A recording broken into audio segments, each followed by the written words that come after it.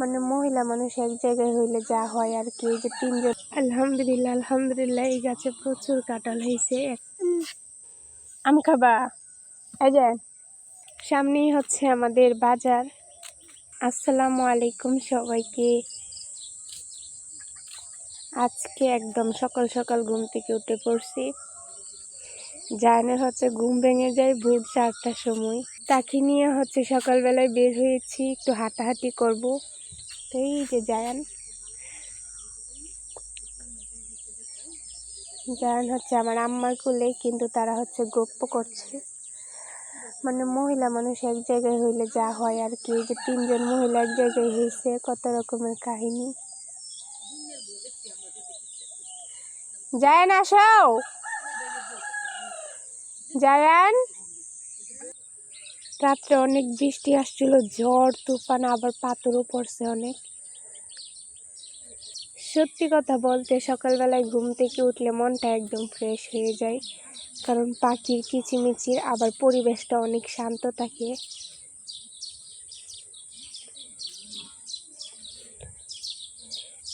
এখন 5:30 বেজে গেছে।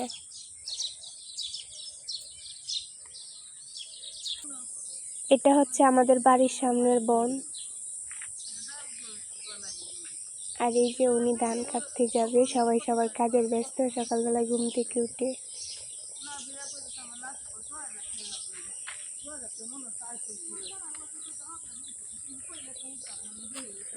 আর এটা হচ্ছে আমার শ্বশুর বাড়ির রাস্তা।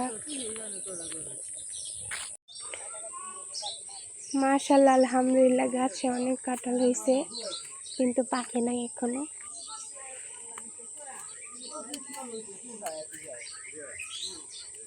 আর সামনেই হচ্ছে আমাদের স্কুল, শাহবাগ সরকারি প্রাইমারি স্কুল।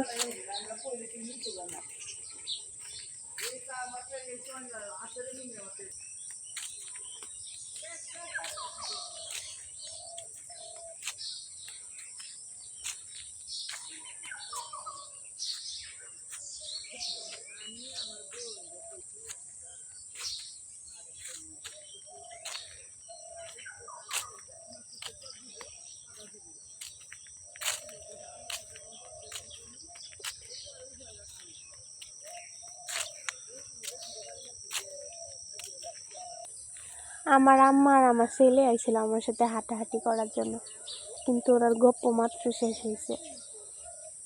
সামনেই হচ্ছে আমাদের বাজার, আর বাজারের পরেই হচ্ছে আমার নানুর বাড়ি, কালার বাড়ি।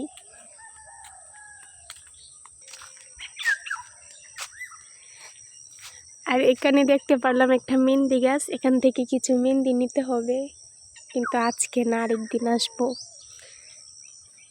আর পাখির কি সুন্দর ডাক, কে শুনতে পারছেন? এটা হচ্ছে আমাদের মোড়, কিন্তু এখন মোড়ের মধ্যে কেউ নাই, আমরা একটু হাঁটাহাঁটি করে চলে আসবো।